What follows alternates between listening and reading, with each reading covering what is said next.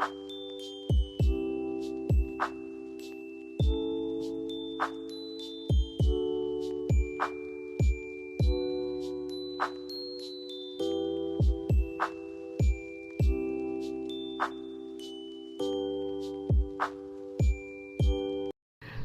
الله الرحمن الرحيم. اللهم صل وسلم وبارك على سيدنا محمد وعلى اله واصحابه اجمعين. النهارده هنتكلم في فطار جديد مع بعض. يا رب يكون الفطار اللي بنعمله بيعجبكم. بشكركم من كل قلبي على دعمكم ليا، حاجه بتشجعني وبتحفزني كل يوم ان انا اقوم واصور لكم. ويا ريت كمان لو في حاجه مش عاجباكم تكتبوا لنا في التعليقات واحنا نغيرها مع بعض. حاجه بتسعدني اول ما اشوف منكم تعليق جديد. النهارده هنفطر مع بعض فطار جديد، فطار خفيف كده.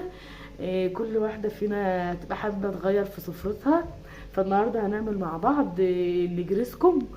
كل واحده عارفه، يعني كلنا عارفين ان هي طريقه جديده، هي مقربه للبشاميل بس هي طريقه جديده في شكل عجينه المكرونه نفسها. فيلا بينا نبدأ. هنقول ايه دلوقتي مع بعض. اول حاجة هنحتاجها الاول الحشوة بتاعتنا اللي هنحطها في النجريسكو. هي صدور من الفراخ ومقطعينها قطع صغيرة، ومعانا هنا بصل مقطعينه، ومعانا فلفل، ويحبب كمان لو في فلفل الوان، بس انا بصراحة ما لقيتش، انا دورت كتير قوي وما لقيتش في بلدنا، بس لو انتوا طبعا متوفر عندكم تبقى احسن بكتير. يلا بينا نشوف هنبدأ ايه بقى على البوتاجاز. بقى جبنا طاسة على النار وحطينا فيها شوية من الزيت، وهنحط فيها معلقة سمنة.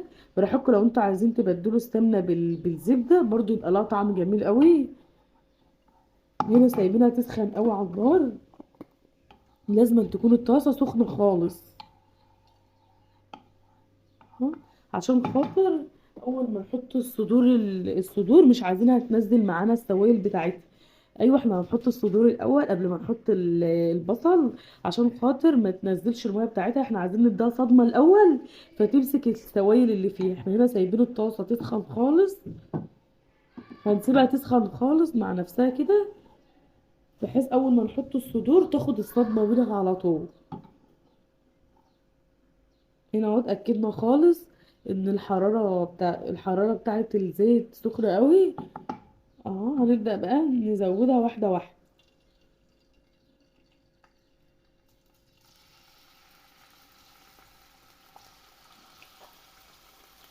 ولازم هنا نكون معلين البوتاجاز، ما نوطيش خالص. احنا مش عايزينها تستوي، احنا عايزينها بس تاخد معانا لون، احنا مش عايزينها تستوي. فاحنا عايزينها تاخد معانا بس ايه التشويحه بتاعتها والصدمه، عشان خاطر تمسك السوائل اللي فيه. فهنا بقى هنديلها صدمه وارجع اوريها لكم تاني. احنا هنا لسه اهو ما حطيناش اي حاجه. احنا هنا نشوف نسبه السوائل اللي نزلتها، فعشان كده احنا قلنا هنحطها الاول قبل ما نحط البصل. عكس البشاميل ممكن نحط البصل ياخد تشويحه صغيره ونحط عليه اللحمه.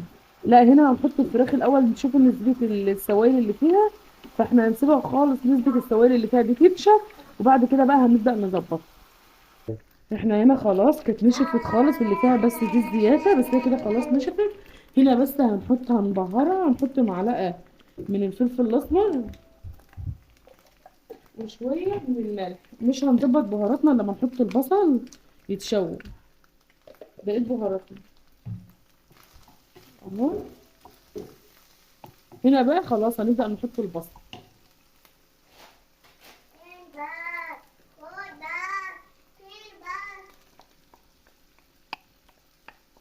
وكمية البصل طبعا اللي انتوا حابينها، بس انا عاملة ده على نفس على نفس المقادير اللي انا محتاجاها. عايزين تقللوا البصل، عايزين تزودوه، ده طبعا تبع راحتكم انتم. هنا بقى خلاص هنبدأ نزود البهارات بتاعتنا واحدة واحدة.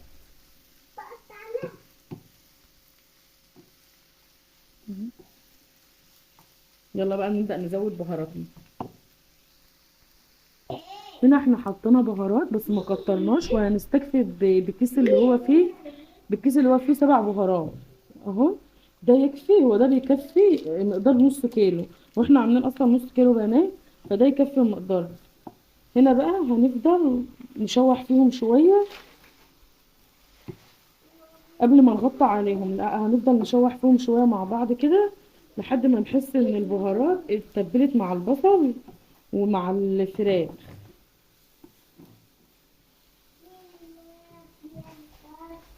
نفضل نتأكد بس ان هما بيتشوحوا كويس مع بعض.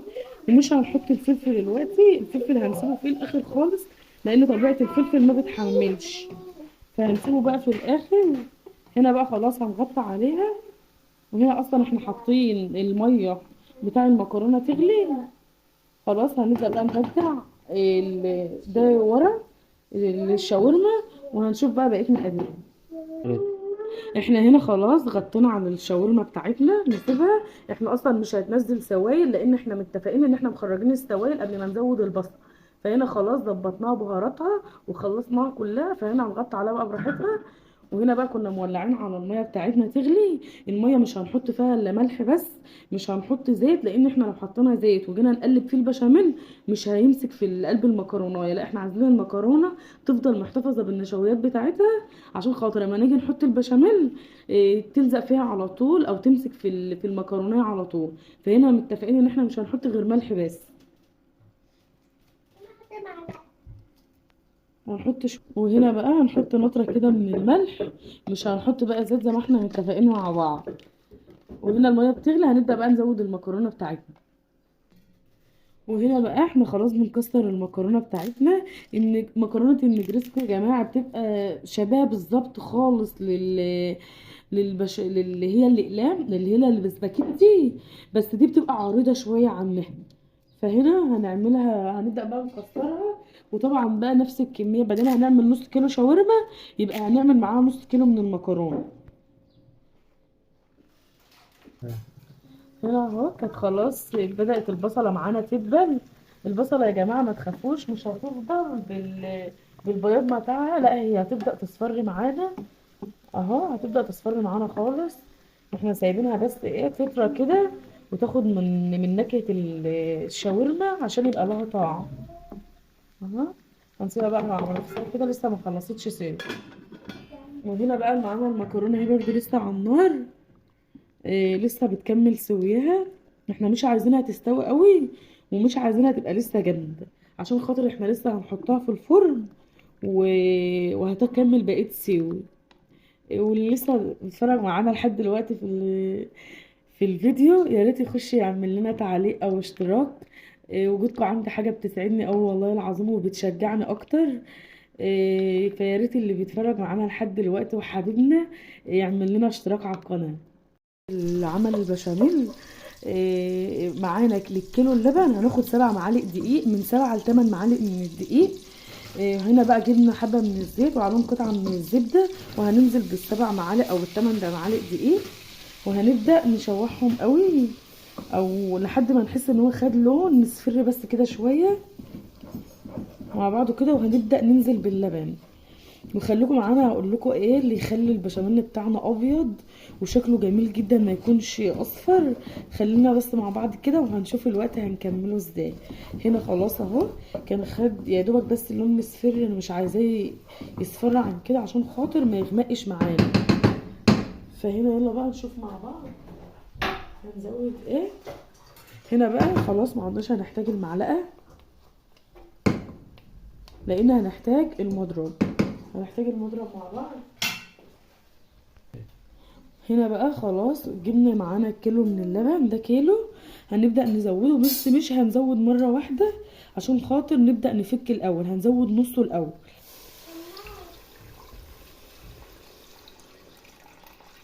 اهو كده معانا نص اللبن، هنفك الأول مع بعض دول، وبعد كده هنبدأ نزود اللبن بقى مع بعض كله مرة واحدة.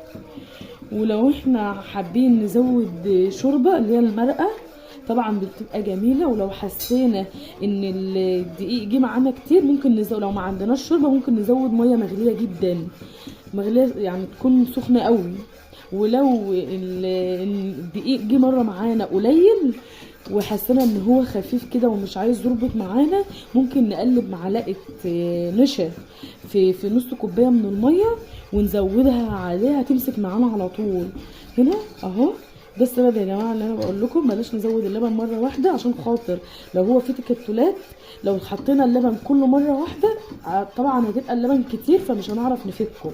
انما هو الوقت حبه لبن صغيرين فخلاص مش يعني خلاص مفيش تكتلات خالص معانا اهو، كله سايب مفيش حاجه يعني جامده مع بعضها، خلاص كله سايب مع بعضه كده. خلاص اتاكدنا ان مفيش تكتلات خالص في قلب اللبن من الدقيق.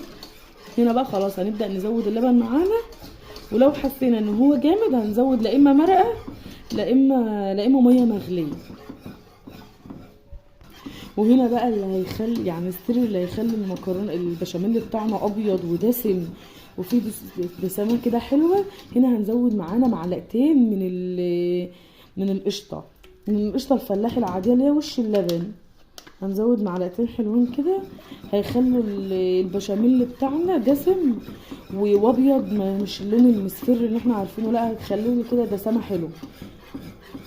فخلينا مع بعض اوريلكوا ايه اما يخلص. هنا بقى هنزود ايه، هنزود مع بعض ملح وفلفل اسود بس، ويستحسن لو في فلفل ابيض كمان برضو يبقى احسن، مش هنزود اي بهارات تانية لانه عشان خاطر ما يغمقش معانا البشاميل. فهنا هنظبط الملح بتاعنا ونحط الفلفل الاسمر بس ونرجع نوريلكوا تاني بعد ما يخلص.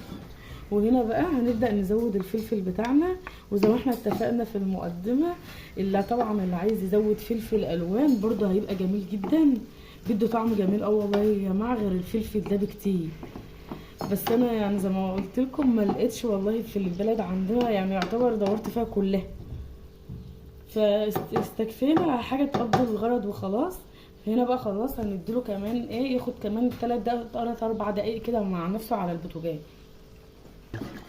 هنا اهو احنا خلاص حطينا الفلفل الاسمر بتاعنا والملح، وهنفضل نقلب فيه بقى لحد ما يبدا يمسك مع بعض كده. مجرد البشاميل خلص خلاص كده يعتبر احنا ايه خلاص خلصنا المكرونه. فيلا بقى هوريلكوا تاني بعد ما يبدا يمسك معانا. وكده بقى خلاص البشاميل بتاعنا خلص اهو. احنا مش عايزينه تقيل قوي عشان خاطر يبقى يعني تبقى المكرونه معانا مش ناشفه. فهو هنا كان خلاص خلص اهو، نفس المقادير اللي انتوا عملتوها، نفس المقادير اللي احنا قلنا عليها هتطلع معاكم مظبوطه جدا. هنا بقى خلاص هنقفل عليه ويلا نشوف هنكمل ازاي. هنا بقى احنا جبنا الطاسه اللي هنعمل فيها او البايركس، حطينا فيه شويه من الزيت وهنبدا ندهنه بشاميل. جربوا العمله ده تفرق معاكم كتير قوي، بتخلي لها طعم للبشاميل من تحت ومن فوق اها. وهنا بقى خلاص هنبدا نزود البشاميل بتاعنا على المكرونه، وهنبدا بقى نزود على المكرونه بتاعتنا البشاميل بتاعنا. احنا زي ما اتفقنا ماهوش تقيل وماهوش خفيف قوي، ده الجزء اللي هنحطه تحت. لازم نحس ان البشاميل بتاعنا كله المكرونه بتاعتنا كلها اتعكت من البشاميل. هنبدا نزود خالص عشان خاطر لما نيجي ناكلها نحس ان هي يعني كلها فيها الخليط بتاعنا او السائل. خلاص كده اتاكدنا ان هو الخليط كله لزق عمل في المكرونه. هنبدا بقى نزودها بقى، نبدا بقى نرص المكرونه بتاعتنا في قلب البايركس. طبعا دي طبعا راحتكم انتم، عايزين تعملوها في البايركس، عايزين تعملوها في صينيه زي دي، طبعا راحتكم انتم، طبعا الكميه اللي انتوا عايزين تعملوها. هنا خلاص كنا حطيناها بقى ظبطناها، نرش بس كده رشه او حاجه يعني بسيطه كده من البشاميل. وهنبدا هنا بقى نحط الشاورما بتاعتنا. خلاص كده احنا كنا حطينا الشاورما بتاعتنا. احنا لو حطينا الفلفل الالوان يا جماعه هتفرق معانا حتى في اللون، هتخلي شكله جميل جدا. هنا بقى يلا نبدا نحط الطبقه بتاعتنا، واللي عايز كمان يحط هنا جبنه موزاريلا برضو يحط، ده اختياري براحتكم، بس احنا كده هنحط على الوش. يلا بينا نشوف الطبقه التانية. هنا خلاص احنا خلصناها كده رص. هنبدا بقى نزود البشاميل بتاعنا واحده واحده. وطبعا اللي بيحب البشاميل، انا بموت في البشاميل يبقى كتير، لان البشاميل لما يبقى كتير بنحس ان المكرونه كده يعني حاجه دايبه كده في البق واحنا بناكلها. وفي ناس طبعا بتحبها خفيفه، يعني ده اختياري، مش لازم ان احنا تمشوا يعني على المقادير اللي حد بيقولها لكم، لا دي طبعا اختياري. البشاميل زي ما احنا متفقين مع بعض واحنا بنتكلم في الفيديو، البشاميل هنا ابيض خالص، يعني حتى لو الكاميرا مش جايباه بس هو ابيض خالص والله. ده بسبب معلقتين القشطه اللي احنا زودناهم، طبعا بتدي طعم تاني خالص للبشاميل. فنبدأ بقى نظبطها مع بعض ونوريها لكم تاني بعد ما نخلص. كده خلاص احنا خلاص خلصنا صينية المكرونة، بس حطينا ايه بقى، حطينا على الوش جبنة ميكس مشكلة على موزاريلا. إيه، وطبعا بقى مش هنفتح من فوق لحد ما تبدأ تخلص، نبدأ تحس ان هي استوت والبشاميل اللي نزل في قلبها خلاص، هنقوم مولعين من فوق. يلا بينا بقى نحطها في الفرن ونشوف هنكمل يومنا ازاي. يا جماعة هنبدأ مع بعض طريقة عمل الكريسبي. هنا احنا اصلا كل واحدة في بيتنا بتبقى عارفة ان الصدور طبيعتها ما بتتاكلش، حتى الاطفال ما بتحبهاش، فهنا بالطريقة ده يحبوها قوي قوي وياكلوا منها كمان. هنا معانا صدر من الفرخة، احنا قطعناه بس قطعناه بالطول كده، مش عايزينه يبقى حتت صغيرة، لا احنا عايزينه بالطول كده. ومعانا هنا 4 معالق من الدقيق و3 معالق من النشا. ومعانا هنا البهارات، اي بهارات انتوا حابين تحطوها حطوها، اي بهارات عندكم هتدي طعم في الاخر. وهنا معانا ملح وكمون وكزبره وفلفل اسمر وبهارات فراخ وبهارات فراخ وفلفل اسمر وكمون وتوم بودر وبصل بودر. ويلا بينا هنبدأ نشوف هنعمل ايه. اول حاجة هنحط الدقيق وهنحط عليه النشا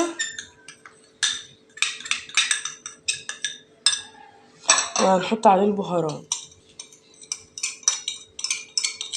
وهنقلب المواد دي كلها مع بعضها. هنبدأ نقلبها الأول مع بعض لحد ما نبدأ نحس ان كل البهارات اختلطت مع الدقيق والنشا. وخلينا عارفين البهارات دي اي بهارات عندكم، لان لسه هنحتاجها تاني واحنا ما نيجي نبدأ نعمله. وهنا بقى هنزود معلقة كبيرة من الخل، وهنحط كمان معلقة من المستردة. والمستردة دي اختياري، يعني لو مش موجودة عندكم عادي، بس هي برضو بتفرق في الطعم شوية. هنحط معلقة كبيرة كده منها. وهنبدأ بقى نزود المية، ومش هنزود المية مرة واحدة لحد ما نبدأ نحس احنا محتاجين ولا مش محتاجين. اهو نبدأ نقلب كويس قوي، احنا مش عايزينها سايبة ومش عايزينها جامدة، يعني يعتبر زي السائل كده. هي كده محتاجة كمان شوية مية. وهنبدأ بقى نخلطهم كويس قوي، نفضل نقلب فيهم لحد ما نحس ان التكتلات دي كلها فكت. هنخلصها وارجع اوريها لكم لما تيجي. وهنا خلاص كانت خلصت اهو، فكينا كل التكتلات اللي كانت فيها. انا عايزه اوريكم ان احنا ما خدناش الكوبايه كلها، احنا خدنا بس جزء منه اهو كده اتفكت معانا خالص. احنا مش عايزينها خفيفه قوي عشان خاطر لما نيجي نشتلها ونرجع تاني نجهزها بقى عشان نخلصها تكون شايله منها. هنا بقى هنبدا نحط الصدور بتاعتنا، لازم نصفيها قوي من الميه اللي هي فيها. الاطفال هتحبها جدا جدا، وكفايه ان انتوا يعني الصدور طبيعتها محدش بياكلها كتير زي اللي وراك، لان طبيعتها بتبقى لحمتها ناشفه شويه، فالاطفال ما بتحبهاش. بالطريقه ده هتحبها جدا، جربوها بس بنفس المقادير ده هتعجبكم قوي.